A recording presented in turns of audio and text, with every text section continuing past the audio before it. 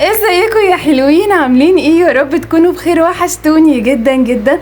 اللهم صل وسلم وزد وبارك على سيدنا محمد عليه افضل الصلاة والسلام. لو اول مرة تشوفوني انا ياسمين ودي قناتي. لو عجبكم الفيديو ما تنسونيش باللايك، تشتركوا في القناة لو لسه مش مشتركين، وتفعلوا زر الجرس عشان يوصل لكم اشعار بكل فيديوهاتي. وكمان ما تنسيش الكومنت القمر اللي هتصلي بيه على الرسول. اللهم صل وسلم وزد وبارك على سيدنا محمد عليه افضل الصلاة والسلام. وامانة بيني وبينك ليوم الدين، لو عليكي صلاة دلوقتي وقفي الفيديو وصلي، وبعد كده كملي مشاهدة الفيديو. يلا بينا نبدأ الفيديو ونقول بسم الله. فيديو النهاردة يا بنات هينفع كل اصحاب الميزانيات اليومية. الناس دي مظلومة قوي قوي قوي معانا كتير قوي في حتة التوفير وفي التحويش وفي الكلام ده كله. ناس كتير قوي يا ياسمين، انا جوزي ارزقي، انا جوزي بيديني مصروفي باليوم، ازاي اقدر اوفر؟ وساعات بيديني فلوس قليلة ما بعرفش امشي بيها اليوم قوي. انا جبتلك فكرة سهلة وخطيرة جدا جدا ان شاء الله، وباذن الله من الفكرة دي هتحوشي وتخشي جمعية كمان. الفكرة دي هنبتديها بكام؟ ب2 جنيه. ازاي يا ياسمين؟ طب ايه الجديد؟ ال2 جنيه هيعملوا لي ايه؟ ده ال2 جنيه دي لو مشيتي على الخطة اللي انا قعدت تكتك كده فيها طول اليوم، لان ناس كتير قوي بعتولي على الواتساب يا ياسمين يا لولي، لا ما تجيش هنا يا لولي، ينفع كده؟ المهم الفكرة دي لأصحاب الميزانيات اليومية يا بنات. عايزة أقول لكم والله بيصعبوا عليا بشكل مش طبيعي. ناس كتير بيخشوا لي يا ياسمين احنا مش عارفين نوفر، احنا أزواجنا أرزقية وبيدونا مصروفنا باليوم، وصعب جدا ان احنا نحط مثلا مبلغ كبير من الميزانية بتاعتنا، فحاولي تساعدينا. انا قعدت بقى ايه، مسكت الورقة والقلم وحاولت ان انا احط نفسي مكانهم ويعني واقسم مصروفي واشوف مصروفي هيبقى يطلع باليوم قد ايه. شفت ان المتوسط المصروف اللي ممكن الواحدة تاخده، في واحدة بتاخد 50 جنيه، في واحدة بتاخد 100 جنيه، في واحدة بتاخد 70، كل واحدة مصروفها مختلف عن التاني. طيب خير الامور الوسط. لو انت مصروفك 50 جنيه هتعملي ايه؟ بصي يا ست الكل، اول حاجة هنجيب كشكول او نوت او اي حاجة، وهنكتب كده الاسبوع الاول، ماشي؟ هنكتب 1 2 3 4 5 6 7. الاسبوع يا بنات فيه 7 ايام. اول يوم هتجيبي كده برطمان، حصالة، ازازة، اي حاجة انت بتحبي تحوشي فيها. هتحطي اول يوم يا بنات 2 جنيه في الحصالة، اتفقنا؟ تمام. تاني يوم هتحطي 4 جنيه اللي هو يوم الحد. تالت يوم هتحطي 6 جنيه، تمام. رابع يوم اللي هو سبت حد 2 3، يوم التلات هتحطي 8 جنيه. يوم الاربع اللي هو خامس يوم هتحطي 10 جنيه. يوم الخميس هتحطي 12 جنيه. يوم الجمعة هتحطي 14 جنيه. ياسمين احنا مش فاهمين حاجة من اللي انت بتقوليها دي خالص. ده اسمه التحويش بالترتيب الزوجي، يعني انت كل يوم هتحطي في الحصالة رقم زوجي: 2 4 6 8 10 12 14. يوم السبت هنفتح حصالتنا هنرمي فيها 2 جنيه. يوم الحد هنفتح الحصالة هنحط 4 جنيه مش 2 جنيه. يوم الاثنين هتفتحي الحصالة هتحطي 6 جنيه في الحصالة. يوم التلات هتفتحي الحصالة تاني هتحطي 8 جنيه، وهكذا لحد يوم الجمعة 14 جنيه. المهم ان انت يوم الجمعة تفتحي الحصالة تلاقي المجموع الفلوس اللي موجودة معاكي في الحصالة 56 جنيه. شفتي بقى من 2 جنيه حوشتي كام في الاسبوع؟ حوشتي 56 جنيه. 56 جنيه دي هتكرري نفس الطريقة الاسبوع اللي بعديه. الاسبوع التاني هنبتدي نمشي 2. عايزاكي بقى يا ست الكل الاسبوع التاني تكرري نفس الخطوات، كل يوم هتمشي بنفس الترتيب: 2 4 6 8 10 12 14 لحد اخر الاسبوع. الخلاصة الشهر عبارة عن 4 اسابيع. انا محتاجة من حضرتك كل اسبوع 56 جنيه.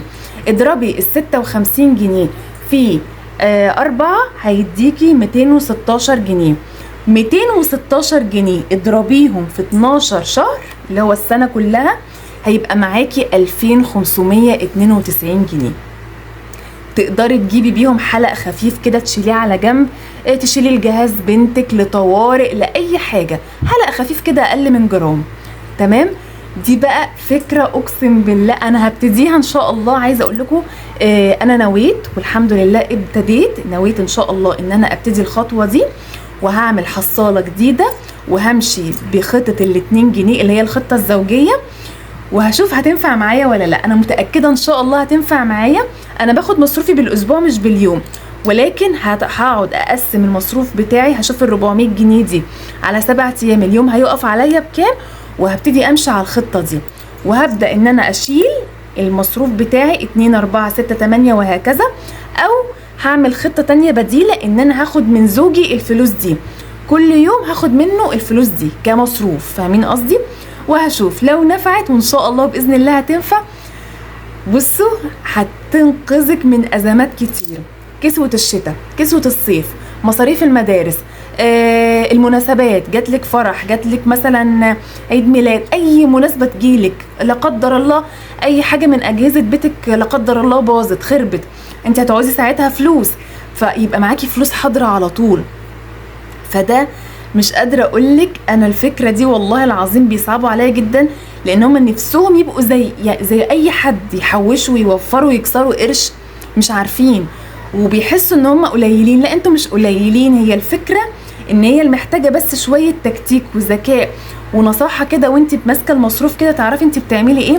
اصلا ال2 جنيه دول والله ما بيجيبوا حاجة حلوة لعيل، ولا ال4 جنيه ولا ال6 جنيه والله. بصي كيس شيبسي منفوخة على الفاضي وفي حبة صغيرين قد كده ما يكفوش عيل صغير ويقولك الكيس فاضي، ما بيعملوش حاجة. اقل حاجة عشان تدي ابنك مصروف 10 جنيه عشان يبقى مصروف، فاهمة قصدي؟ فلحد ما توصلي لل10 جنيه دي اصلا هيكون الاسبوع بتاعك خلص، يعني فاضلك يومين والاسبوعك يخلص. فال10 جنيه دي في اليوم مش هتضلعك، وال14 وال12 مش هيضلعوكي، لان انت كل يوم بتحطي فلوس قليلة. حطي بقى ال10 جنيه وال14 وال12 في الايام اللي فيها الاكل الارداحي، اللي هو الاكل اللي ما فيهوش لحوم، حطي بقى فيها المبالغ دي. لكن اليوم اللي فيه اكل فيه بروتين وكده حطي 2 جنيه 4 جنيه 6 جنيه، دي مش فلوس، فاهمه قصدي؟ كمان اتفقي مع اولادك ان هم كل واحد فيهم يعمل لنفسه حصاله، ويعمل لنفسه الحركه دي برضو. لو عندك مثلا ولاد بيشتغلوا في الاجازه، انا اعرف ناس كتير بينزلوا عيالهم بيبقوا اعدادي مثلا 10 سنين و11 سنه و12 سنه، بينزلوهم يشتغلوا في الاجازه. لو عملوا الحصاله دي هيبقى عندهم مبلغ هيساعدوا بيه نفسهم في الدراسه، يعني يساعدوا اهاليهم في موضوع الدراسه، الكتب، الملازم، الدروس، الشنط، الحاجات، حاجه المدرسه، هتشيلوا من على اهاليكوا عبء. فبدل ما الفلوس تبقى رايحه بقى على لبس وخروجات ومش عارفه ايه، ويسهروا مع اصحابهم بره والكلام ده كله، واكل من بره تيكاوي وكشري والكلام ده، لا، خصصي مبلغ صغير من مصروفهم اللي هو اول فلوس اللي بيشتغلوا بياخديها منهم، واعملي لهم الحصاله دي. شوفي بقى في السنه هيبقى معاهم مبلغ في الاخر هينفعهم في حاجات كتير جدا جدا. اتمنى ان انا اكون افدتكم. انا عارفه ان الفيديو بسيط جدا، ويمكن الفكره دي تفيد ناس كتير قوي، وتفيد حتى الميزانيات الشهريه، الميزانيات الاسبوعيه، اي ميزانيه هتفيدك. لان في ناس كده، يعني اقول لك على حاجه، ساعات بيفيد مننا في السوق مثلا فلوس فكه بنحطها 4 جنيه 5 جنيه 3 جنيه 10 جنيه، ده بردك هينفعك جدا جدا. وامشي بنفس الترتيب اللي انا قلت لك عليه، هتتشجعي ان انت تحوشي. لان في ناس كتير اقسم لكم بالله بيكتبوا لي في الكومنتات ان هم ميزانيتهم اصلا ما شاء الله كبيره وما بيحوشوش في الاخر.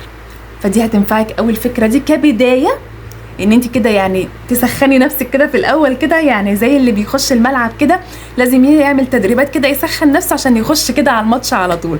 انت اعملي كده حصاله صغيره كتسخين كده عشان تخشي على المعركه على طول. وباذن الله ربنا يرزق الجميع من حيث لا تحتسبوا، وكل واحد يا رب نفسه في حاجه ربنا يرضيه بيها وزياده باذن الله، وترتيب ربنا احسن من اي شيء. يلا بقى لايك وشير وسبسكرايب، ومن فضلكم وصلوا الفيديو ده ل 500 لايك لو بتحبوا ياسمين. واشوفكم على خير في فيديوهات حلوه كتير. صلوا على الرسول في الكومنتات، اللهم صل وسلم وزد وبارك على سيدنا محمد عليه افضل الصلاه والسلام. اشوفكم على خير في فيديوهات حلوه كتير. مع السلامه.